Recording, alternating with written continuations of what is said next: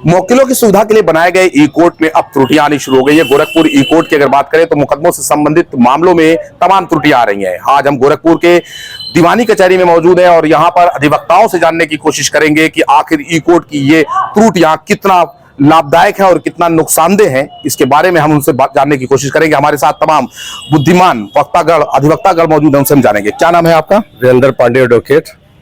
वीरेंद्र जी, ई court के अंदर कई दिनों से शिकायतें आ रही हैं कि ई कोर्ट में तमाम तरह की त्रुटियां होती, किस तरह की त्रुटियां होती है, थोड़ा सा डिटेल में बताइए। जैसे ये आता है, तारीख बताया जाता है, मैसेज आएगा हम लोग पे कि फला तारीख को मुकदमा है आपका, ये फला केस है, फला मुकदमा नंबर है।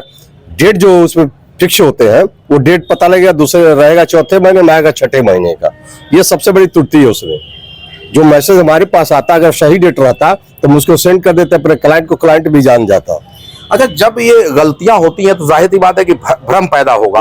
अगर कोई अपने घर से दूर से बैठ के ऑनलाइन चेक करने की कोशिश कर रहा है, वो उस डेट पे यही मैसेज क्लाइंट के पास जाता है तो क्लाइंट सोचेगा कि साथ 2 तारीख दो बताए दूसरे महीना में है और ये मैसेज आ रहा है चौथे महीने का।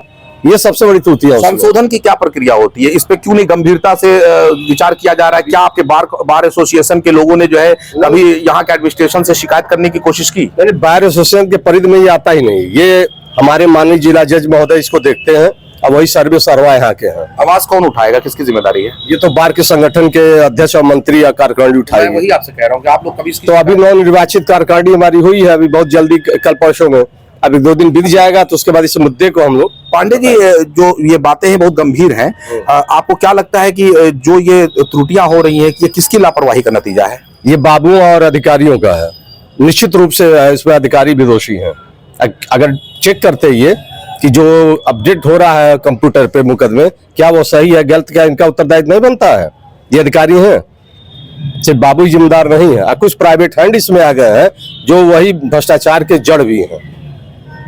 लोगों को ई कोर्ट के ऊपर काफी विश्वास होता है, वहां से ऑनलाइन अपडेट अपने मुकदमों से संबंधित देखा जा सकता है, लेकिन अगर अधिवक्तागण की बात माने तो उनका कहना है कि ई कोर्ट में दी जा रही तमाम जानकारियां गलत भी होती हैं। हालांकि सभी जानकारियां गलत नहीं होती हैं, कुछ जानकारियां गलत होती हैं। हमारे साथ कुछ महिला अधिवक्ता भी यहाँ मौजूद है, उनसे जानने की कोशिश करेंगे। क्या नाम है आपका? जी, हिना कौशल एडवोकेट।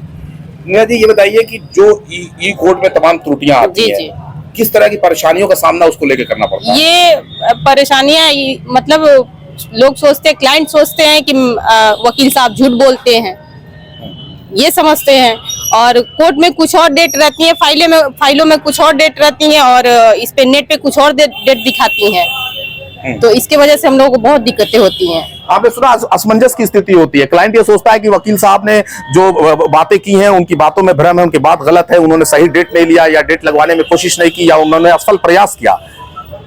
विरोधाभास पैदा हो रहा है और लोग ये जानने की कोशिश करेंगे। जो ये विरोधाभास पैदा हो रहा है इलेक्ट्रॉनिक एरर के वजह से, आपकी वास्तविकता पे भी सवालिया निशान आपका मुवक्किल खड़ा करते हैं। कितना इसका नुकसान उठाना पड़ रहा है? बहुत नुकसान उठाना पड़ रहा है। सबसे पहले तो पब्लिक न्यूज को मैं नमस्कार करता हूँ।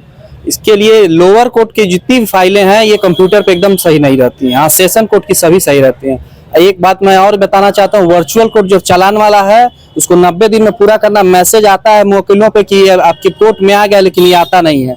फिर हम एप्लीकेशन देके मंगाते हैं तो 2 महीना 4 महीना लगता है। इससे भी हम लोग को बहुत असुविधा का सामना करना पड़ रहा है।